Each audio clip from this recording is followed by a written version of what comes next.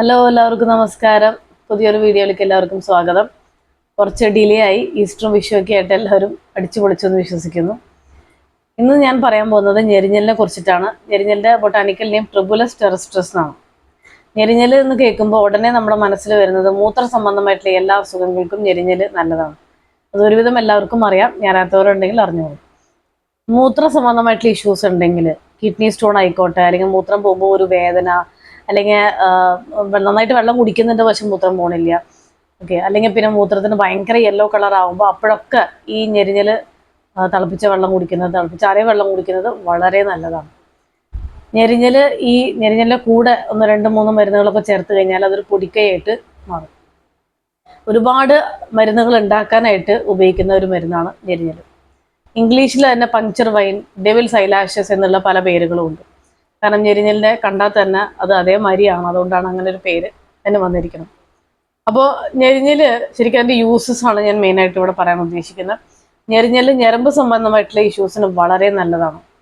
നമ്മുടെ ഞരമ്പിനെ കാം ചെയ്യാനും, അതായത് ഒരു ആങ്സൈറ്റി, അനാവശ്യമായിട്ടുള്ള ചിന്തകൾ, ഓവറായിട്ടുള്ള ചിന്തകൾ കാരണം സ്ട്രെസ് വരിക, തലവേദന, ഇതിനൊക്കെ ഞെരിഞ്ഞൽ വളരെ നല്ലതാണ്. കാരണം ഞരമ്പിനെ കാം ചെയ്യാനുള്ള ഒരു കഴിവ് ഞെരിഞ്ഞലിനുണ്ട്. അതേമാതിരി ഞരമ്പ് സംബന്ധമായിട്ടെന്ന് വെച്ചാൽ ന്യൂറോപ്പതി, ഡയബറ്റിക് ന്യൂറോപ്പതി എന്നൊക്കെ പറയില്ല, അല്ലെങ്കിൽ ഈ ഒരു പിടുത്തം വന്നു, അല്ലെങ്കിൽ അതിൻ്റെ സംബന്ധമായിട്ട് നീര് വന്നു, അല്ലെങ്കിൽ ഒരു തരിപ്പ് വന്നു, ഇങ്ങനെയുള്ള ഒരുപാട് അസുഖത്തിന് ഞെരിഞ്ഞൽ ബെസ്റ്റ് മെഡിസിനാണ്. അപ്പോൾ അതാണ് ഫസ്റ്റ്.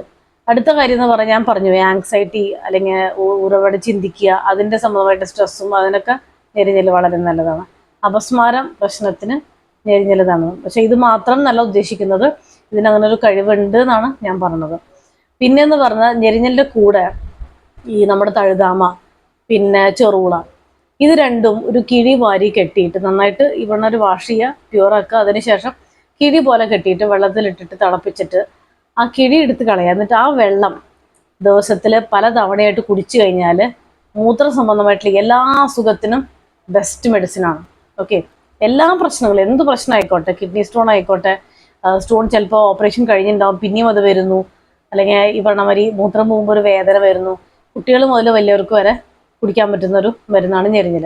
അതേമാതിരി നമുക്ക് ശരീരത്തിൽ നീരുണ്ട്, അല്ലെങ്കിൽ ചിലർക്ക് ഈ പറഞ്ഞാൽ അധികം വേർക്കാത്ത നേച്ചറാണ്, അങ്ങനെയുള്ളവർക്കും ഈ മരുന്ന് കഴിക്കാവുന്നതാണ്. ഓക്കെ, സോ ഞെരിഞ്ഞൽ വളരെ ഉത്തമമായിട്ടുള്ള ഒരു മെഡിസിനാണ്. ബാക്കി അതിൻ്റെ ഗുണങ്ങളും കാര്യങ്ങളൊക്കെ ഞാൻ ഇതിൻ്റെ ഒരു ചിത്രത്തിലിടുന്നുണ്ട്, അതിൽ പതുക്കെ സമയമെടുത്ത് കാണുക. ഓക്കെ, സോ എന്തായാലും ഇനി വരുന്ന തൃശ്ശൂർ പൂരം എല്ലാവരും നന്നായിട്ട് ആഘോഷിക്കുക, അടിച്ചു പൊളിക്കുക.